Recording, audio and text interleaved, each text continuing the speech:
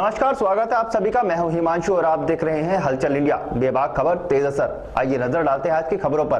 कस्तूरबा गांधी आवासीय बालिका विद्यालय नगर क्षेत्र मुजफ्फरनगर में मिशन शक्ति कार्यक्रम के अंतर्गत जनपद स्तरीय कार्यक्रम जिला समन्वयक बालिका शिक्षा डॉक्टर पंकज वशिष्ठ की अध्यक्षता में कार्यक्रम का आयोजन किया गया, जिसमें मुख्य अतिथि प्रभारी जिला बेसिक शिक्षा अधिकारी योगेश शर्मा, विशिष्ट अतिथि उद्योगपति नीलकमल पुरी, खंड शिक्षा अधिकारी डॉक्टर सविता डबराल ने ड्रॉप आउट 20 बालिकाओं को पुस्तकें और स्टेशनरी वितरित की और सभी छात्राओं को अपना आशीर्वाद देते हुए जीवन में आगे बढ़ने की प्रेरणा दी। बालिका शिक्षा डॉक्टर पंकज वशिष्ठ ने छात्राओं को सुरक्षा व आत्मरक्षा करने के लिए और विद्यालय की वार्डन बबीता ने छात्राओं को विभिन्न हेल्पलाइन नंबरों की जानकारी दी। इस अवसर पर जिले के सभी कस्तूरबा की ड्रॉप आउट बालिकाओं ने, स्टाफ सदस्यों ने और कस्तूरबा नगर क्षेत्र के स्टाफ सदस्य शिल्पा, नेहा, शाहिना, ज्योति, पूनम आहूजा, पूनम जयंत, कोमल, सुनील आदि ने प्रतिभाग किया।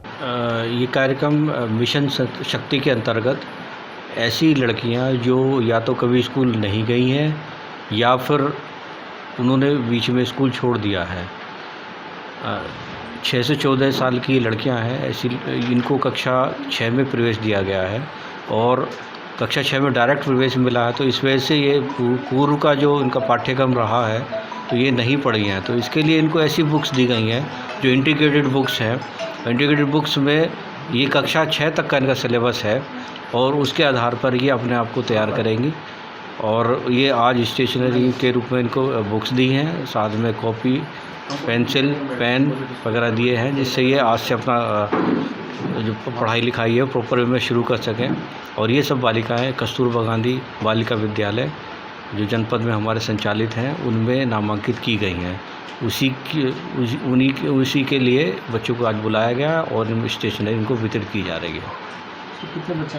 ये 20 बच्चियां हैं जिनको आज यहाँ ये स्टेशनरी दी जा रही है।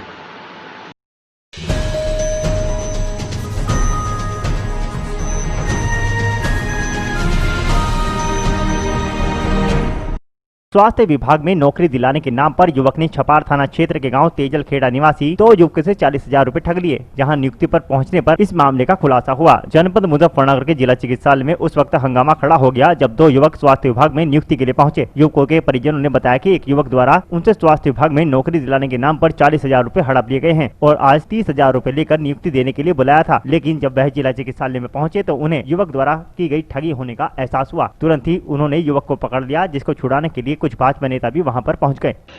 सर ये बोल रहे थे कि अब हमें फिलहाल 20-20 हज़ार रुपये दे दो और 2 लड़के आपके यहाँ हॉस्पिटल में वार्डवाई में रखवा देंगे। अच्छा। और हमने इनको 20-20 हज़ार रुपये दे दिए और कह रहे थे कि जो बाकी पैसे वो 5-5 हज़ार रुपये तुम्हारी सैलरी में से कटते रहेंगे। तो जी फिर अब ये कहने लगे कि वहाँ से तो काम हो रहा नहीं, दूसरी जगह दूसरे किसी अधिकारी से बात कर रखी और वे डायरेक्ट 15-15 हज़ार रुपये और मांग रहे। तो सर उन्हें आज 15-15 हज़ार लेकर ये बोल रहे थे कि सुबह फ़ोन किया इन्होंने, ये कह रहे कि अगर आज ज्वाइनिंग करते हो तो ठीक है, नहीं तो तुम्हारे जो 20-20 हज़ार रुपये वे वापस नहीं मिलेंगे। तो सर फिर हम 15-15 हज़ार लेके यहाँ आए। यहाँ कुछ जानने वाले थे उनसे मिले, उन्होंने फिर हमारा साथ दिया और इस भाई साहब को यहाँ पकड़वा कर हमने। तो ये फ्रॉड है कोई? जी वहाँ पे सीएम ऑफिस हमने पता करा, वे कह रहे यहाँ कोई ऐसी वैकेंसी नहीं है। फ्रॉड बताया उन्होंने फ्रॉड बताया। तो यहीं के जी कर्मचारी हो कौन है? कौन वैसा? वैकेंसी भी नहीं है। तो अब क्या चाहते हैं आप? सर हम बस ये चाह रहे हैं कि हमारे पैसे वापस दे दो। देखो गरीब आदमी है ये बेचारे, और इससे ज़्यादा हम और कुछ नहीं चाह रहे जी। कितने पैसे हड़प लिए इन्होंने? 40,000 रुपये लिए हुए जी 2 लड़कों के। कितने मांग रहा था? 15-15 हज़ार और मांग रहा था, 70,000 रुपये दोनों के। तो और कोई आपकी जानकारी में जिससे पैसे लिए इन्होंने? नहीं जी कोई नहीं है।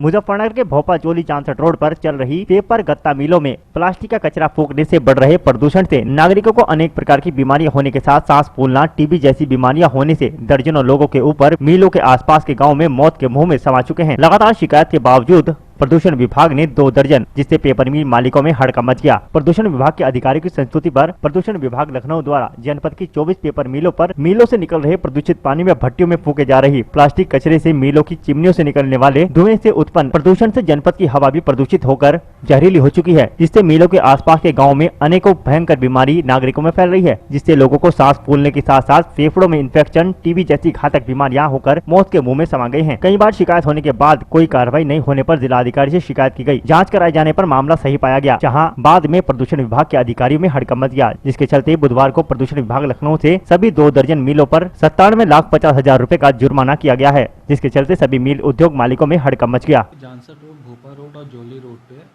24 पल्प एंड पेपर इंडस्ट्रीज़ हैं, जिनके रॉ मटेरियल से प्लास्टिक वेस्ट जनरेट होता है और वो प्लास्टिक वेस्ट कई वर्षों से उन जानसर रोड, भोपा रोड और जॉली रोड के आसपास के ग्रामों में भंडारित किया जा रहा है।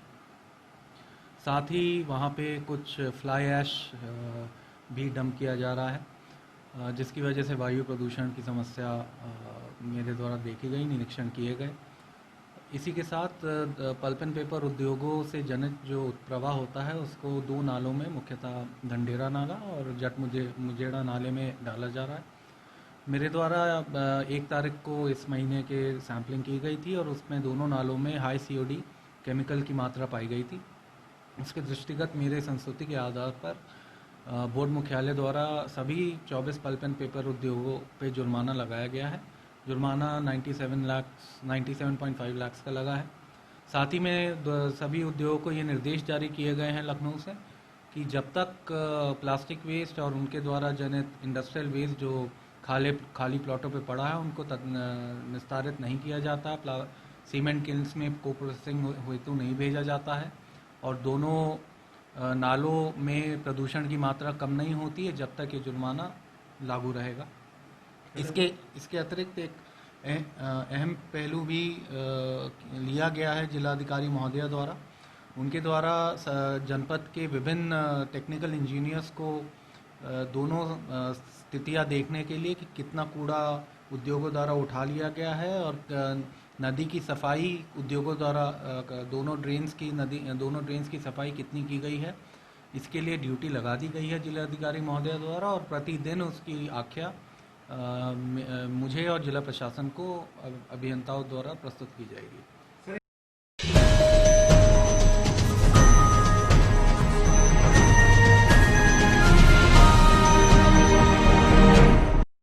उत्तर प्रदेश कौशल विकास मिशन जिला कार्यक्रम प्रबंधन इकाई मुजफ्फरनगर की मोबाइल वैन को जिला अध्यक्ष भाजपा विजय शुक्ला ने हरी झंडी दिखाकर रवाना किया। यह मोबाइल वैन जनपद के कई क्षेत्रों में घूमकर उत्तर प्रदेश सरकार की कौशल विकास कार्यक्रम की जानकारी आमजन तक पहुंचाएगी, जिससे आम लोगों को प्रदेश सरकार की योजनाओं का लाभ मिल सकेगा। उत्तर प्रदेश के मुख्यमंत्री माननीय योगी आदित्यनाथ जी के द्वारा मुजफ्फरनगर सदर विधानसभा के माननीय कपिल देव अग्रवाल जी जो स्वतंत्र प्रभार कौशल विकास मंत्री हैं, आज कौशल विशाल बाग के द्वारा पूरे उत्तर प्रदेश में सभी जनपदों में इसके प्रचार प्रसार के लिए मोबाइल वैन प्रत्येक जनपद में सभी क्षेत्रों से इसका प्रचार प्रसार करते हुए यह कार्यक्रम पूरे उत्तर प्रदेश में सभी जिलों में कार्यक्रम चल रहा है। इसके लिए आज जो है यहाँ शुरुआत क्या मैसेज देगी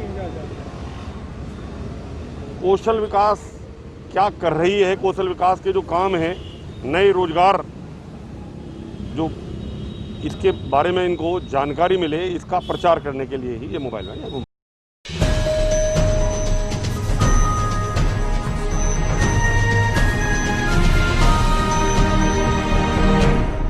मुजफ्फरनगर जनपद के चरथावल विकास खंड के गांव पीपल शाह में स्वयं सहायता समूह की महिलाओं को स्वावलंबी बनाने हेतु बीडीओ चरथावल तुलसीराम प्रजापति द्वारा जागरूक किया गया। पीपल शाह में आयोजित कार्यक्रम का शुभारंभ खंड विकास अधिकारी तुलसीराम प्रजापति द्वारा दीप प्रज्वलित करके किया गया तथा इसके बाद महिलाओं के द्वारा मिशन शक्ति के अंतर्गत नुक्कड़ नाटक प्रस्तुत किए गए, जिसमें स्वयं सहायता समूह की महिलाओं ने उपस्थित गाँव की सैकड़ों महिलाओं को नुक्कड़ नाटक के माध्यम से स्वयं सहायता समूह के प्रति जागरूक किया एवं नारी सुरक्षा, नारी सम्मान व नारी स्वावलंबन के बारे में विस्तार पूर्वक जानकारी दी। जहाँ सभी महिलाओं को नारी सुरक्षा, नारी सम्मान स्वाभिमान और नारी स्वावलंबन के संबंध में विस्तार पूर्वक जानकारी दी गई और इस अभियान से जुड़कर सभी महिलाओं से अपील की गई कि सभी महिलाएं एक दूसरे के साथ में संगठित रहेंगी और स्वयं सहायता समूह से जुड़कर अपने छोटे छोटे रोजगार प्रारंभ करेंगे, जिससे सभी ग्रामीण क्षेत्र की महिलाओं का उत्थान होगा। खंड विकास अधिकारी ने बताया कि जिस ग्राम पंचायत में 10 से अधिक स्वयं सहायता समूह सक्रिय होंगे, उस ग्राम पंचायत में स्वयं सहायता समूह की महिलाओं को बैठक के लिए एक मीटिंग हॉल भी बनवाकर शासन द्वारा दिया जाएगा, जिस पर सभी उपस्थित महिलाओं ने जोरदार तालियां बजाकर खंड विकास अधिकारी का स्वागत किया। इस कार्यक्रम में block mission manager Sandeep Kumar, Virendra Kumar एवं प्रेरक पंकज राणा, सचिव सुरेंद्र, सखी स्वयं सहायता समूह के अध्यक्ष शशि पुंडीर आदि मौजूद रहे। आज ग्राम पिपलसा में स्वयं सहायता समूह की तरफ से एक कार्यक्रम रखा गया, उसमें खंड विकास अधिकारी मौजूद रहे। उन्होंने महिलाओं को महिला सशक्तिकरण, स्वावलंबी महिला सुरक्षा के लिए जागरूक किया, जिसमें संदीप जी, वीरेंद्र जी, पंकज राणा मौजूद रहे। उन्होंने भी महिलाओं को जागरूक किया। महिलाओं का ना स्वयं सहायता समूह की महिलाओं ने एक नाटक भी किया।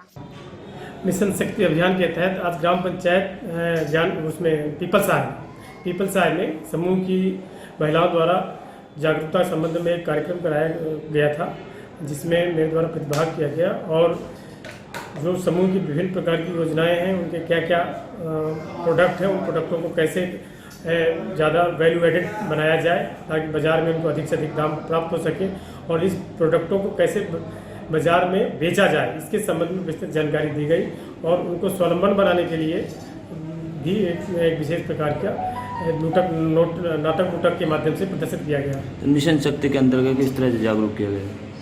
मिशन शक्ति के में नारियों के सम्मान, स्वावलंबन और उसकी सुरक्षा के संबंध में जानकारी दी गई।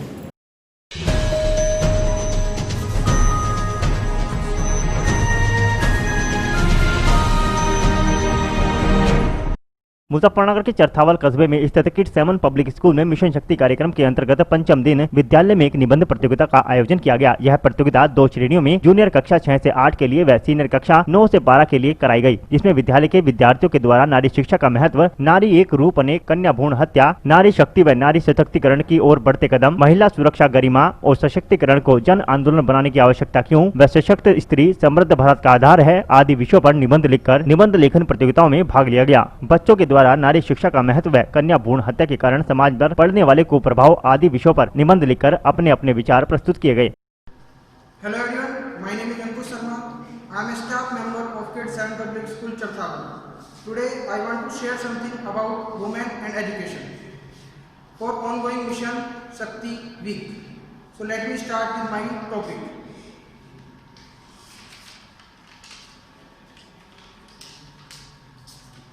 Quality education is key to women's empowerment.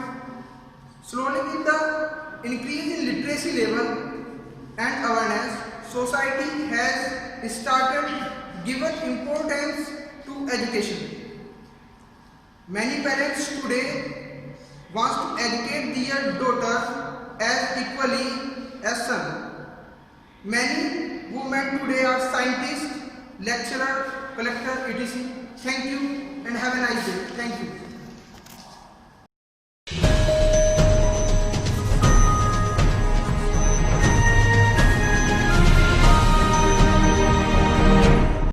Muzaffarnagar जनपद के विकासखंड चरथावल के गांव बिराल से स्थित बंधन पैलेस में किसान स्वाभिमान एसोसिएशन द्वारा अमरीश राणा की अध्यक्षता में एक सभा का आयोजन किया गया, जिसमें किसानों की मुख्य समस्याओं पर विचार किया गया व संगठन द्वारा पदाधिकारी का चयन भी किया गया। इस दौरान खाई खेड़ी चीनी मिल कर्मचारी भी सभा में मौजूद रहे, जिन्हें मिल प्रबंधन खाई खेड़ी द्वारा बिना नोटिस दिए निकाल दिया गया था। उनको न्याय दिलाने पर भी रूपरेखा तैयार की गई। किसान स्वाभिमान एसोसिएशन के द्वारा सहारनपुर जिला अध्यक्ष की कमान संजीव भारद्वाज निवासी सहारनपुर को सौंपी गई। जिला महामंत्री की कमान ठाकुर सतीश राणा निवासी बिरालसी को सौंपी गई। बबली राणा निवासी दूधली को जिला महासचिव की जिम्मेदारी सौंपी गई। श्यामवीर सिंह दूधली को जिला मंत्री व साजिद त्यागी को ग्राम अध्यक्ष कोटेसरा, राम कुमार ठाकुर को बिरालसी ग्राम अध्यक्ष, डॉक्टर महिपाल सिंह काना हेडी को ब्लॉक प्रचार मंत्री व संजू राणा निवासी पीपल शाह को ग्राम अध्यक्ष चुना गया। वहीं कविंद्र निवासी सिकंदरपुर को ग्राम अध्यक्ष, निगराज सैनी को ग्राम अध्यक्ष, गुनिया जुट्टी की जिम्मेदारी अध्यक्ष अमरीश राणा द्वारा सौंपी गई।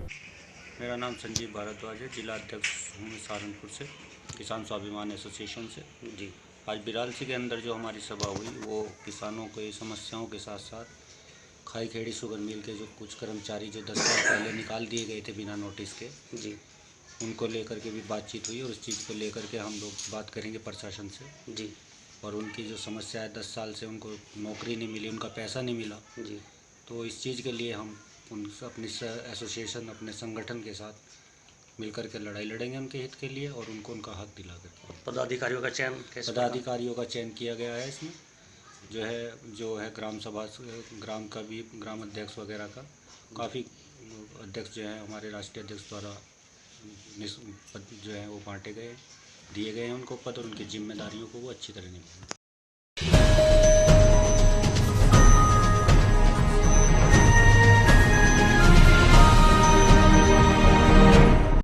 मुजफ्फरनगर जनपद के चरथावल क्षेत्र में 3 दिन से गायब बेटी को तलाशने की पीड़ित पिता ने थाने पहुंचकर गुहार लगाई है। दरअसल मामला चरथावल क्षेत्र के गांव लोहारी खुर्द का है, जहां सिखेड़ा थाना क्षेत्र के गांव बिहारी निवासी चंद्रपाल की बेटी की शादी चरथावल थाना क्षेत्र के गांव लोहारी खुर्द में प्रवीण के साथ हुई थी। लेकिन प्रवीण की 1 वर्ष पूर्व हादसे में मौत हो जाने के बाद वह अकेली गाँव में रह रही थी। चंद्रपाल ने जानकारी देते हुए बताया कि उसकी बेटी 4 दिन पूर्व मायके से ससुराल के लिए गई थी, लेकिन उससे उसका कोई संपर्क न होने के बाद जब उसकी तलाश में लोहारी खुर्द गाँव पहुँचा तो उसे गाँव में जानकारी मिली कि वह अभी तक गाँव में नहीं पहुँची है, जिसके बाद उसे काफी तलाश किया गया लेकिन उसका कहीं पता नहीं लगा। जिसके बाद पीड़ित पिता ने चरथावल थाना प्रभारी धर्मेंद्र सिंह से मिलकर बेटी को तलाशने की गुहार लगाई। चरथावल पुलिस मामले की जांच में जुट गई है। सर, हमारे लड़के अपने ससुराल के गांव से चले थे, गांव बिहारी से, तो मैं जैसे ही किसी कारण से गांव रुका कल, तो वहाँ मुझे लड़की पाई नहीं। कौन से गांव में भी आए आपके लड़के? ये लोहारी खुर्द। तो वहाँ घर पे मौजूद नहीं मिले जी। फिर आपने आस पड़ोस वालों से पूछा? पड़ोस से पूछा, कहने लगे 3 दिन से गायब है, 3 दिन से। तो आपने अपने दामाद से पता किया? सर, दामाद तो ही नहीं थे, एक्सपायर हो गए सर, कोई नहीं वहाँ घर पर नहीं। तो बच्चे भी थे उसके? बच्चे मेरे पास है। बच्चे तुम्हारे पास? नाना के पास। तो थाने पे अभी क्या चाहते हो? सर, उसके क्या नाम तलाश की जाए और क्या नाम।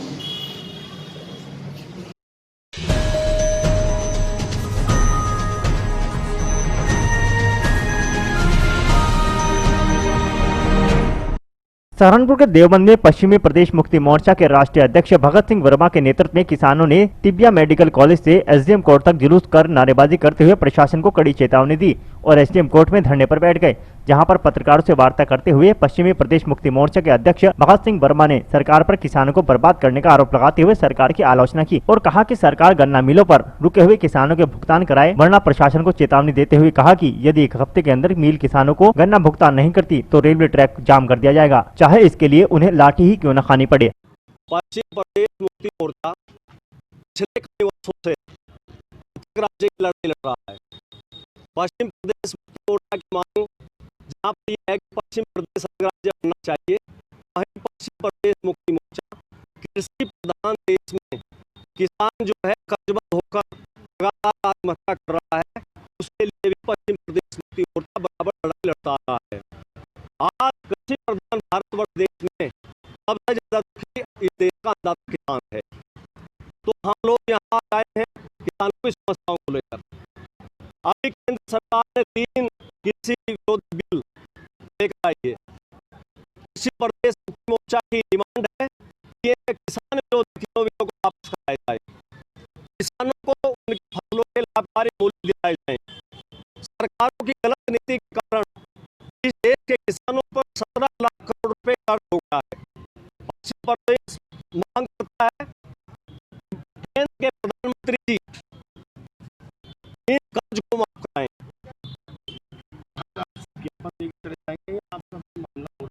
देखिए, पश्चिम प्रदेश मोर्चा बराबर लड़ाई लड़ने का काम करता है।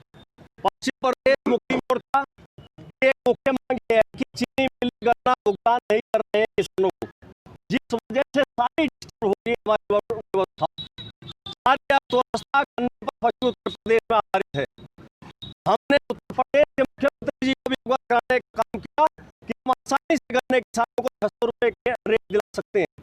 हमारी पश्चिम प्रदेश मुक्ति मोर्चा की मांग है कि गन्ना किसानों को 600 रुपए क्विंटल गन्ने का रेट दिया जाए और उत्तर प्रदेश के 119 चीनी मिलों पर 10,500 करोड़ रुपए गन्ना भुगतान बका है, 4,000 करोड़ रुपए ब्याज बका है।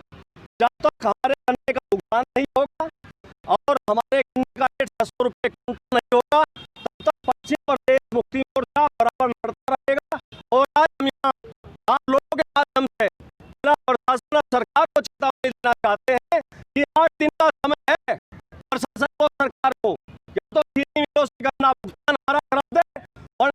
के बाद हम यहाँ नहीं आएंगे एसडीएम कार्यालय, हम रेल की पटरी पर बैठकर आंदोलन चलाएंगे और इस वर्षन और सरकार में होगा कि हमारे पार्टी चार्ज करें, हम जेल में जाएं, हम जेल जाने के लिए तैयार है, आगे खड़े के लिए तैयार है।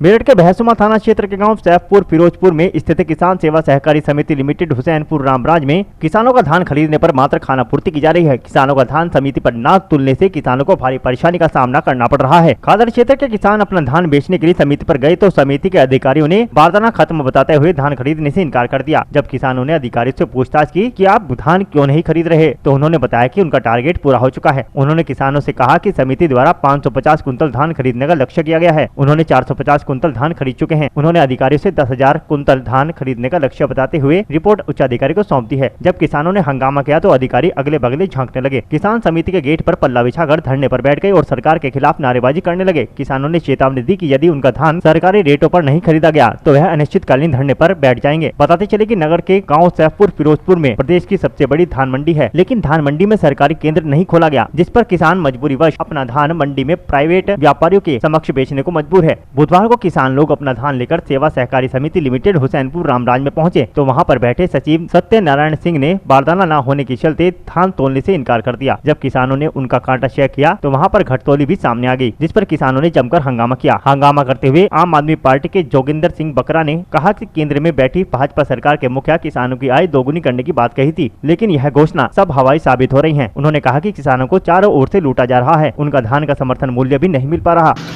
जिससे ये साबित होता है कि ये लोग मंडी से अपने जुड़े हुए हैं। हम यहाँ से खरीदेंगे नहीं, वहाँ जो है किसी भाव कर जाए। 800 कुछ रुपए गवर्नमेंट के रेट हैं, लेकिन मंडी में जो है 1200, 1100, 1300 इस तरह से किसान को लूटा जा रहा है। उसी संबंध में हम यहाँ पर आए हुए हैं। अगर इन चीज़ों को ठीक नहीं किया गया तो हम यहाँ पर धरना प्रदर्शन करेंगे और इन चीज़ों को बंद कराएंगे। हम एक हफ्ते से इनसे कह रहे हैं कि भाई धान सुचारू रूप से तोलो, ये देखिए स्टाफ इतना गंदा है यहाँ, ये पैसे के सेटिंग करके इन्होंने आड़तियों से किसान को हाथ टाइम परेशान करते हैं। कभी हमारे पे बारदाना नहीं है, कभी हमारा कांटा खराब है, कभी हम मोचर मीटर नहीं है। सारी टीम सहारनपुर से आई, उन्होंने सारा इन्हें इंस्ट्रक्शनें दी कि तुम धान तोलो, उसके बावजूद भी ये धान नहीं तोल रहे। 300-400 आदमी जो है यहाँ, अरे आप कह रहे हैं हमारे पे जगह की व्यवस्था नहीं है। हमें मंडी में धान आप लगाइए, वहाँ भी नहीं लगाते, यहाँ भी नहीं लेते, किसान को परेशान कर रहे हैं। और हमारा सरकार से निवेदन है कि इन्हें सुचारू रूप से काटे के चलवाएं और किसान के जो सुविधा से दूर करें। कर रहे यहाँ जो स्टाफ है, सचिव हैं और लोग हैं, एडीओ हैं, जो धान की खरीद नहीं कर रहे, तरह तरह के बहाने करके किसानों को परेशान कर रहे हैं। ये बहानेबाजी नहीं चलेगी और किसानों की खरीद कराई जाएगी। अगर किसानों की खरीद नहीं होती, धान की सही तरीके से MSP पे तय नहीं होती, तो कल मेरठ कोडी मार्ग जमा करा जाएगा। ठीक है, मेरठ कोडी मार्ग जाम होगा और किसान यहाँ बड़ा धरना देंगे। भारतीय किसान के बैनर तले इन्हें धान की खरीद MSP पर करनी पड़ेगी, हर हालत में करनी पड़ेगी और 24 घंटे खरीद होगी। किसी किसान को परेशान नहीं करने दिया जाएगा। किसानों की लड़ाई लड़ने के लिए भारतीय किसान यूनियन तैयार है। मैं भारतीय किसान का युवा जिला अध्यक्ष देवीर सिंह, किसानों की तरफ से सीधा अल्टीमेट है मैं अधिकारियों को, अगर ये कल से खरीद सही तरीके से नहीं करते तो कल यहाँ चक्का जाम होगा और ये जो धान यहाँ का किसानों का है DM ऑफिस में भरा जाएगा।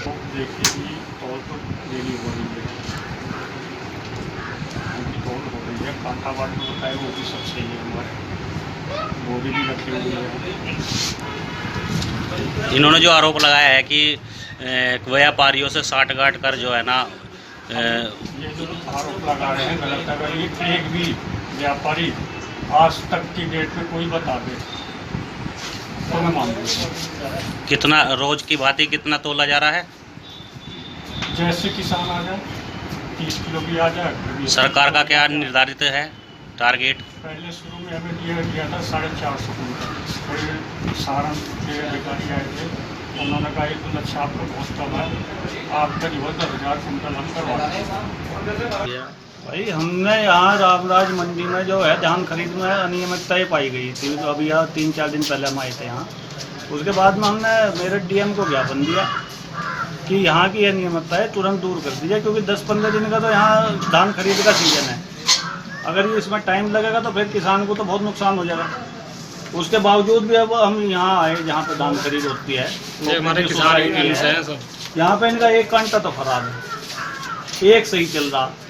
इनका कहने का जो यहाँ सक्षम अधिकारी है वो ये कहते हैं 450 कुंटल सीजन का ही टारगेट है हमारा, जबकि इनके अधिकारी ये कह रहे हैं अब इसका जो टारगेट है उसकी तो कोई लिमिट ही नहीं है, जितना भी खरीदा जाएगा ज़्यादा से ज़्यादा खरीदा जाएगा। किसी किसान को ये बारदाना ना होने पे, किसी को कांटा खराब होने पे 20 से 25 कुंटल धान रोज खरीद रहे हैं। अभी हमने इनके कागज भी चेक करे, इनके पास में कोई इस चीज़ का जवाब नहीं है, ना इनके पास में कोई है। बस किसानों का शोषण हो रहा, सेटिंग हो रही आड़तियों से, अपना हम नहीं खरीद देंगे, वे खरीद देंगे औने पौने दामों में। अब किसान मरेगा, सर मैं बात मजे लेंगे। से भी हमारे भाइयों ने भी बताया, किसान सेना वालों ने, मैं इसकी शिकायत कई बार प्रशासन से भी कर चुका हूँ। खुद मेरी 2 बार डीएम साहिबा मुजफ्फरनगर से भी बात हुई है, एसडीएम से भी बात हुई है, इनके कोई कमलेश तिवारी जी उनसे भी बात हुई है, डीडी सहारनपुर उनसे भी बात हुई है, डीडी मुजफ्फरनगर उनसे भी बात हुई है। हमारी सिर्फ बात है कि एक पहली बात तो इन्होंने ये गलत सेंटर लगाया, यहाँ किसी को पता नहीं सेंटर का कि यहाँ सेंटर है या नहीं है, ये बिल्कुल गली में है। हमारी डिमांड इनसे ये थी कि अगर आपने सेंटर लगाना है और बाकी आप किसानों को धान खरीदना चाहते हैं तो इस सेंटर को, जहाँ हमारी मंडी है रामराज की, जो पश्चिमी उत्तर प्रदेश की बहुत बड़ी मंडी है, वहाँ इन्होंने सेंटर क्यों नहीं लगाया? इनको सेंटर वहाँ लगाना चाहिए था। मैं लगातार पिछले 4-5 दिन से इसके लिए प्रयासरत हूँ, लेकिन प्रशासन के कान पे अभी तक कोई जूं नहीं रही है। फिर किसान यूनियन वालों को भी बताया, ये भी आए, ये बोलते हैं कि जी वहाँ पे जगह नहीं है। लेकिन मैं इनसे ये पूछना चाहता हूँ कि जब ये लोग गेहूं की खरीद करते हैं तो मंडी में क्यों खरीद करते हैं? धान की खरीद यहाँ क्यों कर रहे हैं? इनके कांटे खराब हैं, इनके पास बारदाना नहीं है, बहाने मारे कि हम यहाँ से जो धान तोल के बेचते हैं, जिस फैक्ट्री को हम सहारनपुर भेजते हैं, वो हमारा धान रिजेक्ट कर देती है कि फिर हम अपने रिस्क पे धान क्यों खरीदें? अगर हमने 100 कुंटल धान खरीदा और 7 कुंटल हमारा रिजेक्ट कर दिया उन्होंने जाके, वो पैसे हम अपनी जेब से थोड़ी देंगे। तो प्रशासन को चाहिए, जो मिल जिसके लिए धान खरीद रहे हैं उसका आदमी खुद यहाँ बैठे, वो धान को सेलेक्ट करे और यहीं से अपनी स्टैंप मार के भेजे, जो आगे यहाँ के स्टाफ को भी दिक्कत ना आए। लेकिन मुझे ऐसा लग नहीं रहा, इसमें बहुत बड़ी साजिश है, ये लोग आड़तियों से मिले हुए हैं।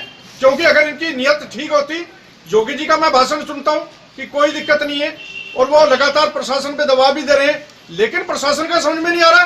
इतनी बार कहने के बावजूद भी यहाँ खुद DD Saharanpur, DD Muzaffarnagar visit करके भी चले गए। मेरे पास उनकी रिकॉर्डिंग है, मैंने उनसे भी रिक्वेस्ट की थी कि सर इस पहली बात तो आप इस जो धान क्रय केंद्र है इसको इस गली से निकाल के मंडी में ले जाइए। फिर आप जगह जगह 3-4 जगह कम से कम साइन बोर्ड अपने लगाइए कि सरकारी धान क्रय केंद्र यहाँ पर मंडी में है और हमारे ये रेट है। तो लेकिन इसमें मुझे नहीं लग रहा कि ये लोग आड़तियों से मिले हैं और किसानों का धान ये नहीं खरीदेंगे। कल को वही आड़ती जो 1000-1100-1200 रुपए खरीद रहे हैं, ये यहाँ की जो टीम है उनसे धान खरीद के और किसानों का उसको 100 करके वो बेच देगी और ये आपस में मिल बांट कर लेंगे। जबरदस्त शोषण है और अब हम इस शोषण को बर्दाश्त नहीं करेंगे। हम आज और अभी इसी वक्त से यहाँ धरना प्रदर्शन करेंगे जब तक ये किसान क्रय केंद्र, यहाँ किसे धान क्रय केंद्र मंडी में नहीं जाता और ये सुचारू रूप से उसको खरीदने की।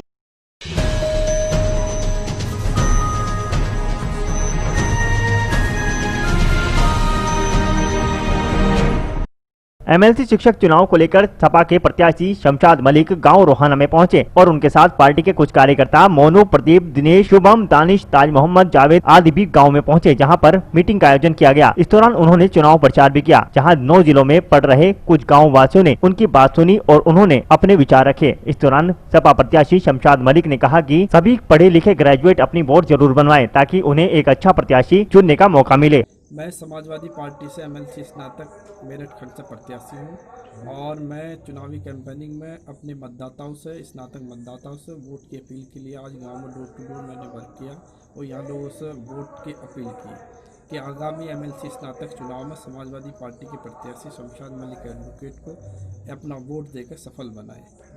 कितने जिले पड़ रहे हैं इसमें? हमारे मेरठ खंड निर्वाचन क्षेत्र में 9 जिले हैं और मेरठ और सहारनपुर मंडल, 2 मंडल। अच्छा, तो करीब करीब सभी जिलों में घूमे आए होंगे या अभी नहीं? मैं सभी जिलों में कैंपेनिंग कर चुका हूँ, बहुत ज़्यादा जगह मैंने कई बार वो कर चुका हूँ, इनका दौरा कर चुका हूँ, अपने लोगों से मिल चुका हूँ। जो स्नातक वोटर्स हैं उन सब लोगों से मिलने का मेरा डोर टू डोर प्रयास है और मैं इसमें अपना अथक प्रयास कर रहा हूँ।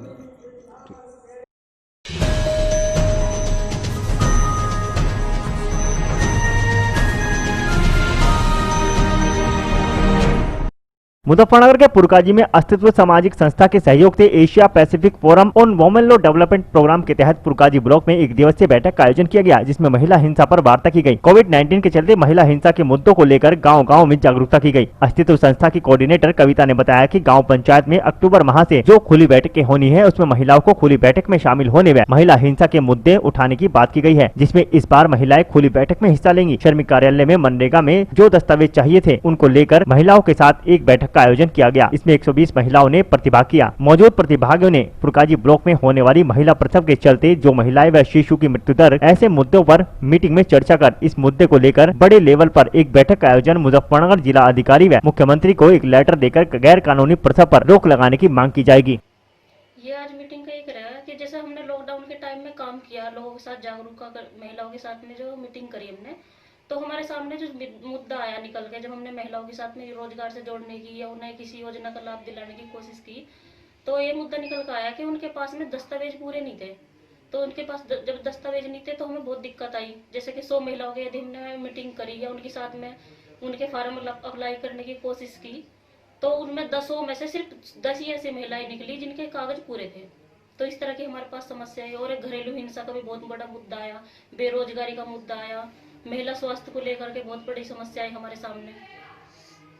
तो इस तरह का लोग महिलाओं को जागरूक करने स्टाफ के साथ ही एक प्रशिक्षण था कि जो भी हमारी गाँव में जो हम लोग अभियान चला रहे हैं कि शिक्षा से बच्चे कैसे वंचित हो रहे हैं, कैसे वो इधर उधर घूम रहे हैं, तो कैसे कि मोहल्ले की जो लड़की है जो वॉलेंटियर तरीके से वो पढ़ा सके, उस तरह का हम लोग काम कर रहे हैं।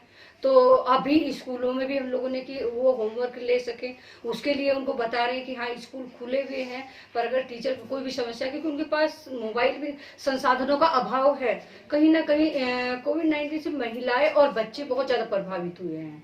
तो हम लोगों की मंशा ये है कि वो मुख्य धारा से जुड़े रहें, योजनाओं से जुड़े रहें, और सरकार भी उन तक जो पात्र हैं उन तक योजनाओं का लाभ पहुंचाने में, उनके चाहे कागजात के लिए कि उनको 4 बार धक्के ना खाने पड़े, तो उस तरह का उसमें भी वो भी सहयोग करें। और हेल्थ की अगर समस्या को देखा जाए तो महिलाएं लगातार आज की तारीख में जब बात करो तो कि जैसे और भी महिलाएं ये सोचते कि अभी जो हमारे साथ पहले जैसे छुआछूत जैसा माहौल था, तो आज भी हमारे साथ उस तरह का माहौल महसूस कर रही हैं वो महिलाएं। पर कहीं ना कहीं संवेदनाओं के साथ साथ हम उनको जो जागरूक करेंगे और उनको बताएंगे कि मास्क जरूरी है और ये भेदभाव नहीं, हमें अपना बचाव करना, तो उस तरह की चीजें भी हम लोगों ने महिलाओं ने महसूस की। तब जाकर के हम लोगों ने महिलाओं को ये बातें भी बताई। और हम चाहते हैं कि सरकार सीधा उन महिलाओं से मुख्य धारा से उन्हें जोड़ने में उनका प्रयास करे, जो भी उनको योजनाएं जो भी चल रही है उनको वो दिलवाने में अपनी भूमिका जो महत्वपूर्ण है कि उन महिलाओं, जैसे कि अगर मैं यहाँ का कहूँ कि स्वाहेड़ी में कि महिलाएं परिवार आ रहे हैं तो उनकी शौचालय की अभी कोई व्यवस्था नहीं है कि पूरे परिवार, जो महिलाएं पहले जंगल में चरखियों में नहीं आती थी, आज वो अपने परिवारों के साथ आ रही, क्योंकि उन्होंने बिल्कुल बेरोजगारी भूख देख ली है कि क्योंकि सरकार हमें चावल आटा तो दे रही है, गेहूं तो दे रही है, पर उनको लिए सब्जी भी चाहिए, उनको मंजन ब्रश भी चाहिए, उनको बहुत सारी चीजें की सुविधा चाहिए। लड़कियों के लिए सैनिटरी पैड तक की कटौती कर गई घर में। हम लोगों ने बहुत अभियान चलाया। तो अब लड़कियां भी उस तरह की चीजें, भाई हमें इतना कमाएंगे नहीं 2 पैसे, या कुछ योजनाओं के तहत भी उन लड़कियों को सैनिटरी पैड बांटा जाए, सीधा दिया जाए, तो उस तरह की चीजों को भी हम लोगों ने बातचीत की। और महिलाएं अपने मुद्दे पंचायत में लेकर के आए, जो खुली बैठक होगी, ग्राम सभा की खुली बैठक होगी, तो उन मुद्दों को भी सक्रिय भूमिका निभाए और सरकार से मांग करें। और सरकार का हम लोग सरकार से चाहते हैं कि वो उन महिलाओं तक जो अंतिम छोर है, महिलाएं और बच्चे, उन तक पहुंच करके उन योजनाओं का उनको भी लाभ भरपूर।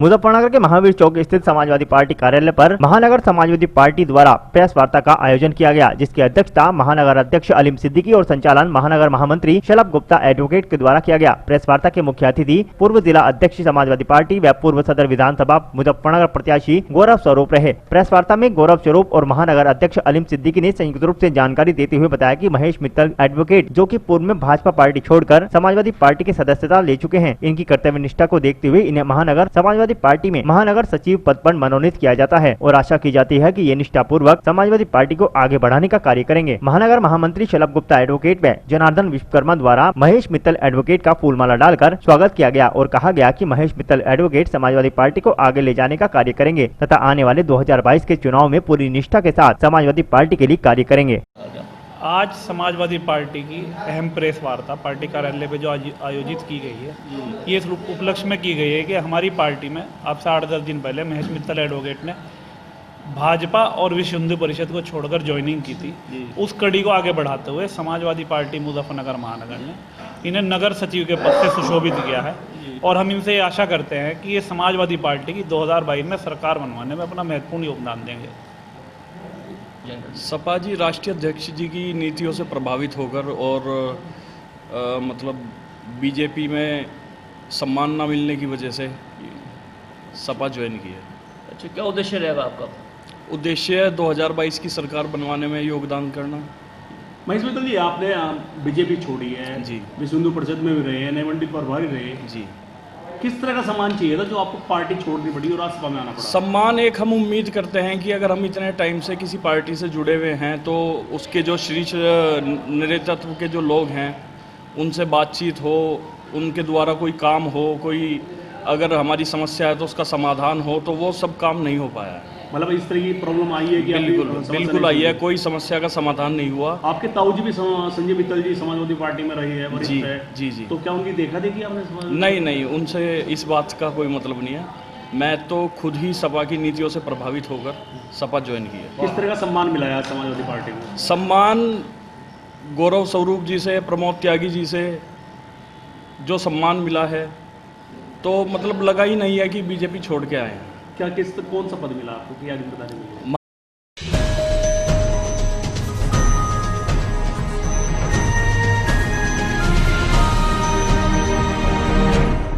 बागपत में पुलिस स्मृति दिवस के अवसर पर पुलिस लाइन में कर्तव्य पालन में शहीद हुए पुलिस अधिकारियों एवं कर्मचारियों को श्रद्धांजलि दी गई। दरअसल बागपत के पुलिस लाइन परेड ग्राउंड में पुलिस स्मृति दिवस के अवसर पर कर्तव्य पालन करते हुए शहीद हुए पुलिस अधिकारियों और कर्मचारियों को श्रद्धांजलि दी गई। पुलिस अधीक्षक अभिषेक सिंह, अपर पुलिस अधीक्षक मनीष कुमार मिश्र, ओमपाल सिंह, आलोक सिंह के अलावा सभी थानों के इंचार्ज और पुलिस कर्मियों द्वारा पुलिस स्मृति दिवस के अवसर पर शहीद हुए पुलिस अधिकारियों और कर्मचारियों को श्रद्धांजलि दी गई। पुलिस अधीक्षक द्वारा बागपत जनपद के धनोरा सिल्वर नगर निवासी सब इंस्पेक्टर के परिजनों को शॉल भेंट किया गया।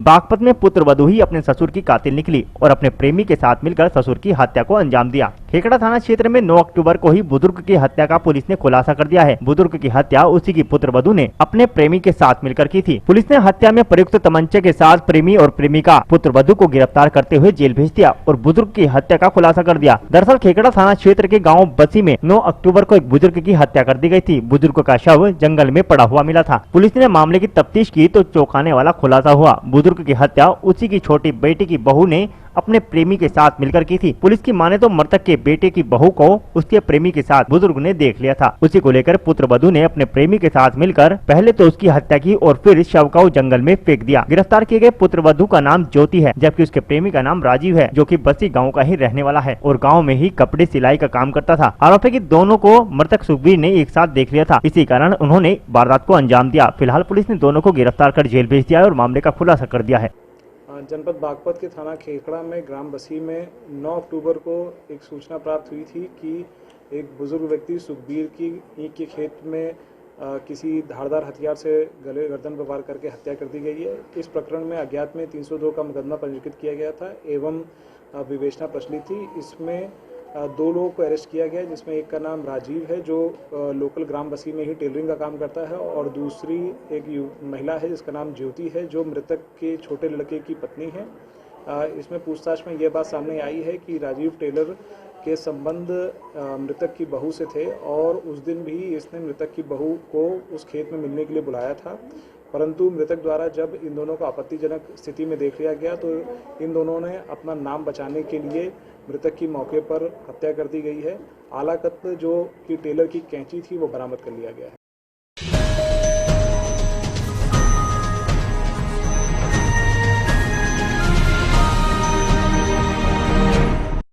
बागपत के बिनौली थाना क्षेत्र में बीते कल हुई किसान की हत्या का पुलिस ने खुलासा कर दिया है। किसान की हत्या उसके पड़ोसी ने मारपीट का बदला लेने के लिए की थी। पुलिस गिरफ्त में आए पड़ोसी ने बताया कि कूड़ा डालने को लेकर मृतक के साथ उसकी मारपीट हो गई थी। उसी अपमान का बदला लेने के लिए उसने हत्या की स्क्रिप्ट लिखी। बिनौली थाना पुलिस ने आरोपी को गिरफ्तार कर जेल भेज दिया है और मामले की जाँच पड़ताल शुरू कर दी है। जनपद बागपत के थाना बिनौली के ग्राम बड़ावत में 20 तारीख को ये सूचना प्राप्त हुई थी कि एक बुजुर्ग व्यक्ति जिसका नाम रामफल था उसकी गला दबाकर हत्या कर दी गई है। इस प्रकरण में मृतक के परिवार की तरफ से तहरीर लेकर नामजद अभियुक्त देवी सिंह के खिलाफ 302 में मुकदमा पंजीकृत किया गया था। देवी सिंह को गिरफ्तार कर लिया गया है। पूछताछ पर यह बात सामने आई है कि एक माह पूर्व दुकान के सामने कूड़ा फेंकने को लेकर देवी सिंह और मृतक के बीच में झगड़ा हो गया। इसमें देवी सिंह के घर वालों को चोट आई थी। इससे क्षुब्ध होकर देवी सिंह ने मौका देखता रहा और उसने जब रामफल अपने खेतों की रखवाली करने के लिए वहां पर सोया हुआ था खेत के पास, तो वहां पर उसकी हत्या कर दी। इसमें cause of death asphyxia due to strangulation आया। उसने अपने हाथों से और बाकी किसी चीज़ से उसका गला दबाकर उसकी हत्या की।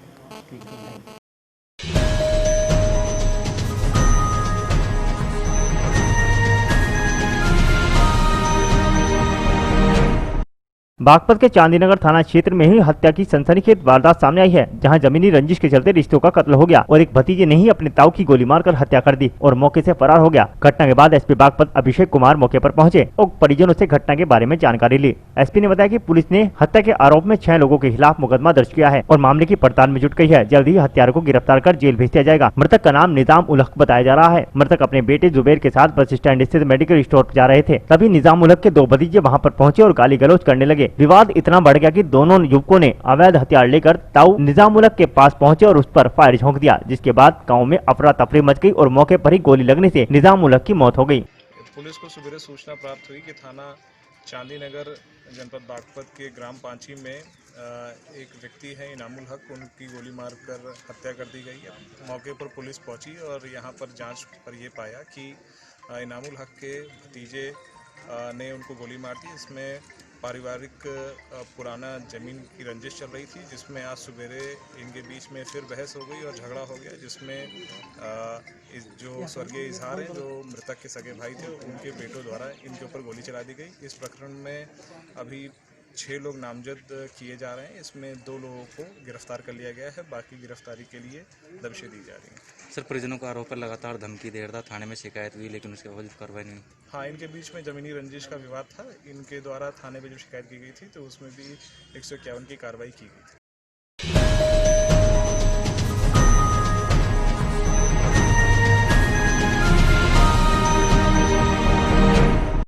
सहारनपुर के गंगोह ब्लॉक के गांव मोहड़ा में ग्राम प्रधान पर विकास कार्यों में धांधली का आरोप लगाया गया है। गांव मोहड़ा में ग्रामीणों द्वारा मनरेगा, शौचालय, सड़क इंटरलॉकिंग व तालाब की खुदाई में ग्राम प्रधान पर आरोप लगाते हुए शिकायत की गई थी। इसके निस्तारण के लिए उच्च अधिकारी मौके पर पहुंचे, लेकिन शिकायतकर्ता कार्यों की जाँच कराने के बजाय कार्य का लेखा जोखा मांगने लग गए। ग्राम प्रधान द्वारा आरटीआई के तहत विवरण की बात कही गई, जिससे तनाव की स्थिति पैदा हो गई। तुरंत पुलिस मौके पर पहुंच गई और जांच टीम बिना जांच के ही वापस पैरंग लौट गई। ग्राम प्रधान पक्ष से बात करते हुए प्रधान ने बताया कि सभी आरोप निराधार हैं।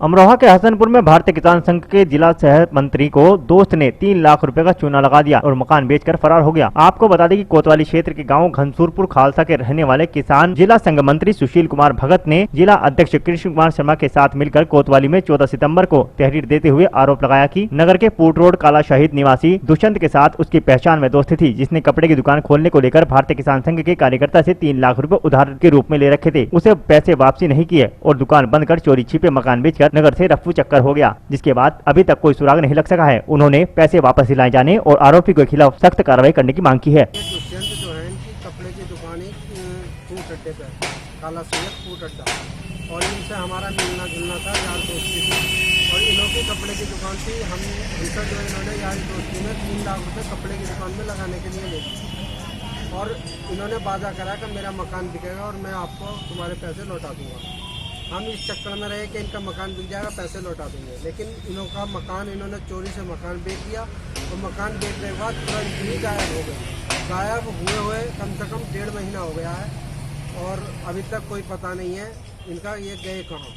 हमने पूरी छानबीन करी है और कोतवाली में तहरीर किए हुए कम से कम 1 महीना हो गया, लेकिन हमारी कोई अभी तक कोई सुनवाई नहीं। हमारी मांग है जी इसे जो जहाँ भी हो इसे पुलिस कार्रवाई करे। इसके घर वाले और हैं, भैया हैं, भतीजे हैं, ताऊ हैं, इनमें से पूछताछ करी जा और 2 बताएंगे ये कहाँ है और उनसे इनकी बात भी होती है आपस में, लेकिन हमें किसी ने कुछ नहीं बता कर दिया कहाँ है। हमने ढूंढे बहुत, अभी तक नहीं मिली। पुलिस ने क्या आश्वासन दिया? पुलिस ने आश्वासन दिया, पुलिस आश्वासन दे रही है कि आप हमें बता दो, हम वहाँ से पकड़ लाएंगे, लेकिन अभी तक कोई।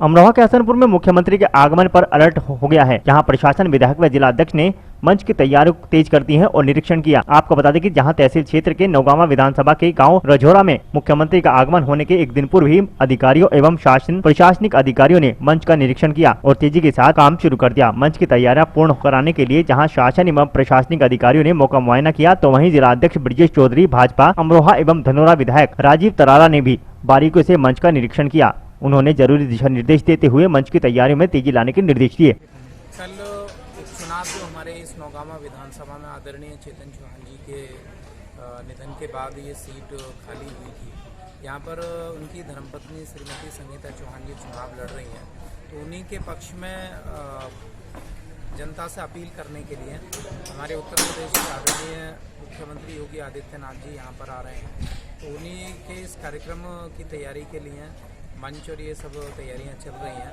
और जनता यहाँ पर उत्सुक है आदरणीय योगी जी को सुनने के लिए, क्योंकि उन्होंने ऐतिहासिक काम किए हैं। और जो हमारी भारतीय जनता पार्टी का नारा है सबका साथ, सबका विकास और सबका विश्वास जीतना, उसी के आधार पर उन्होंने जो कार्य किया है, चाहे वो किसानों की ऋण माफी का हो, चाहे वो हमारे यहाँ पर केंद्र सरकार द्वारा किसान सम्मान निधि देने की बात हो, बिजली जो 18 घंटे, 20 घंटे और 24 घंटे हमारी सरकारें दे रही हैं, घर घर शौचालय बनवाने का काम किया है, उज्ज्वला गैस कनेक्शन के माध्यम से जो काम किए हैं, तो सभी जनता में मोदी जी और योगी जी के प्रति एक अपार लगाव है, उत्साह है। तो जनता के बीच में जनता उनका स्वागत करेगी और वो जनता से अपनी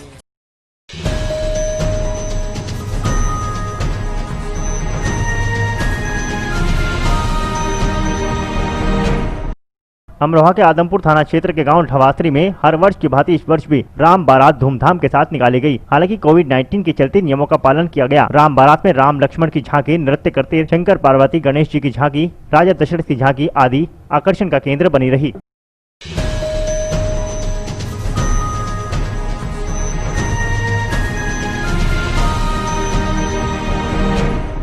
अमरोहा के हसनपुर पंचायत भवन में घटिया सामग्री का इस्तेमाल किया जा रहा है। आपको बता दें कि तहसील क्षेत्र के गांव भायली में शासन के निर्देशानुसार ग्राम पंचायत भवन निर्माण कार्य शुरू किया गया, जिसमें खड़ंजे की उखड़ी पुरानी ईंटों से भवन की नींव रखी गई। साथ ही स्वयं ईंटों को लगाने का प्रकरण शुरू हो गया और ईंटें ग्राम पंचायत भवन के लिए भी आ गई, जिसके बाद कैमरा खुलता देख मौके पर हड़कंप मच गया। वहीं काम कर रहे राजमिस्त्री ने बताया कि प्रधान जी कहकर गए हैं कि यह ईंटें दूसरी आएंगी, जबकि अभी तक नींव निर्माण किए जाने के बाद 2 लेयर पुरानी ईंटों की ही लगाई गई है, जबकि राजमिस्त्री स्वयं ईंटों को दोयम बता रहे हैं।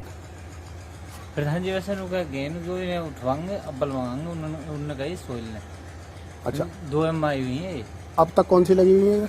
अभी तो कोई सी न लगी, बुनियाद में 2 रद्द कर गए बस। अच्छा, बुनियाद में तो पुरानी लगाई जा रही है, पुरानी है कि उखड़ी है ना, बुनियाद में भरा में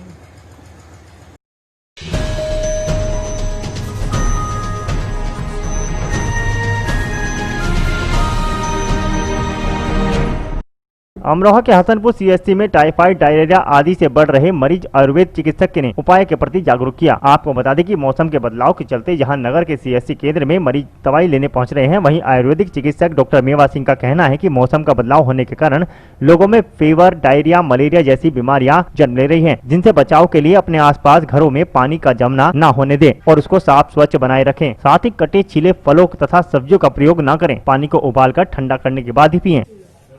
जो अधिकतर जो रोगी आ रहे हैं खासकर फंगल इन्फेक्शन है या स्कैबिज है या डायरिया है, टाइफाइड है और कुछ मलेरिया, हमारे अधिकतर इसी चीज़ की।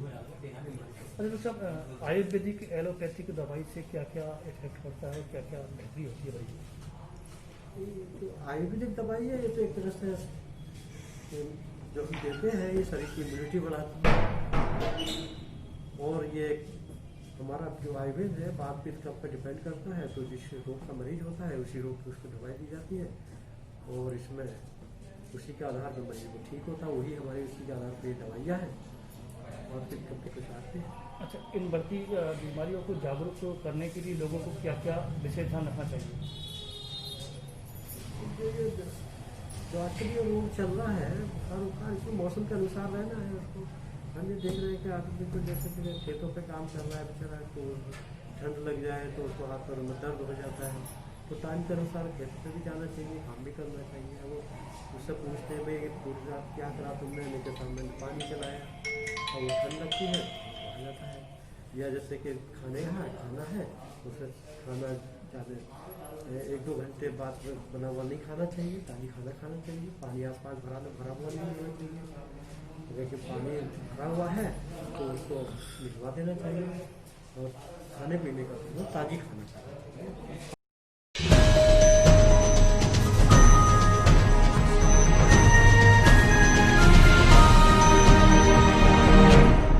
जनपद शामली की तहसील उन में आयोजित संपूर्ण समाधान दिवस में जनपद के गांव लक्ष्मणपुरा के दर्जनों ग्रामीणों ने झिंझाना पुलिस के खिलाफ प्रदर्शन कर गंभीर आरोप लगाते हुए जिलाधिकारी से शिकायत की तथा पूरे प्रकरण की निष्पक्ष जांच कर दोषी पुलिसकर्मियों के विरुद्ध कार्रवाई की मांग की। ग्रामीणों ने झिंझाना पुलिस पर ढाबा संचालक से 1 लाख रुपए प्रतिमाह अवैध उगाही का आरोप लगाया। ग्रामीणों का आरोप है कि 18 अक्टूबर की रात्रि प्राइवेट कार से 3 व्यक्ति ढाबे पर आए तथा ढाबा संचालक प्रवीण कुमार व चतर सिंह से कहा कि तुम डोडा बेचते हो जिस बाबत तुम्हें बतौर रिश्वत 1 लाख रुपए प्रतिमाह देने होंगे। ढाबा संचालक ने जब इस बात का विरोध किया तो उसके साथ मारपीट करनी शुरू कर दी, जिसके बाद शोर सुनकर सैकड़ों ग्रामीण मौके पर पहुँच कर मारपीट कर रहे 2 व्यक्तियों को पकड़ लिया। पूछताछ पर पता चला कि दोनों झिंझाना पुलिस के सिपाही सुनील कुमार व नितिन राणा हैं। दोनों ने फोन कर पुलिस को बुला लिया तथा विजेंद्र बीनू व एक चश्मदीद को उठाकर ले गए। विजेंद्र व बीनू का चालान कर दिया गया जबकि चश्मदीद गवाह अभी तक गायब है। ग्रामीणों का कहना है कि पुलिस चश्मदीद का एनकाउंटर कर सकती है। मामले की वीडियो भी सोशल मीडिया पर वायरल हो रही है।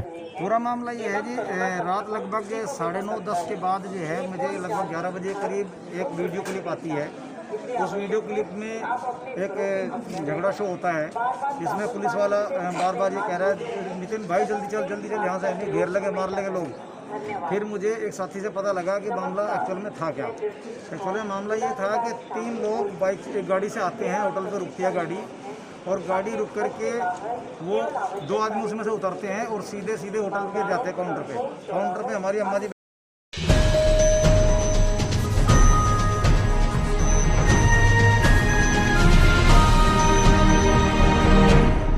जिलाधिकारी शामली ने उन ब्लॉक के 3 गांवों का स्थलीय निरीक्षण कर व्यवस्था का जायजा लिया। दरअसल मंगलवार को जिलाधिकारी जनपद शामली जसजीत कौर ऊन ब्लॉक के 3 गांवों का निरीक्षण करने पहुंचे, जिसमें गांव शामली शामला में अस्थायी निर्माण खंड जल निगम का निरीक्षण किया गया। जिलाधिकारी ने गांव ढिंडाली के खेल मैदान का निरीक्षण किया और टपराना में सामुदायिक शौचालय का फीता काटकर उद्घाटन किया। सबसे पहले जिलाधिकारी ने शामली शामला में अस्थायी निर्माण खंड जल निगम द्वारा निर्मित टंकी का निरीक्षण कर अधिकारी को डोर टू डोर जल कनेक्शन देने के निर्देश दिए। उन्होंने कहा कि उपभोक्ताओं से यूजर चार्ज प्रतिमाह 50 रुपए लिया जाए ताकि टंकी का मेंटेनेंस, बिजली का बिल व ऑपरेटर का वेतन निकाला जा सके। संबंधित ने बताया कि गांव में 850 घरों में अभी तक जल कनेक्शन दिए जा चुके हैं। इस दौरान जिलाधिकारी ने हार श्रृंगार का पौधा भी लगाया।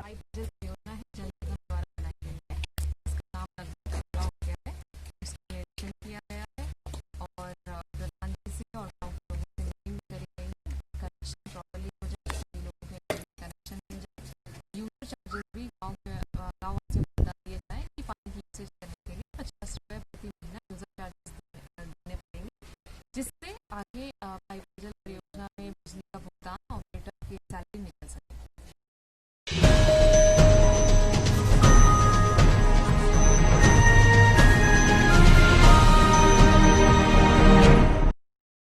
आज के बुलेटिन में इतना ही। कल फिर होंगे हाजिर कुछ नई और ताजा खबरों के साथ। देखते रहिए हलचल इंडिया, बेबाक खबर तेज असर।